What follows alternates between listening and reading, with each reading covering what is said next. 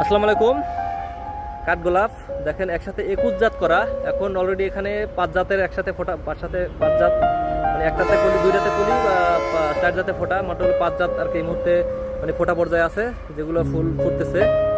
তো এটা একটা জাত, এটা হলো আপনার ভায়োলেট স্টার। এদিকে একটা আছে জাত, ওদিকে আপনার ইন্দোনেশিয়ান রেইনবো, লাবেল্লা, এরপর P26। একসাথে মানে 5টা জাতের ফুল ফোটা মানে ফোটার পর্যায়ে আছে। আর হলো মোটলি 21 জাত করা।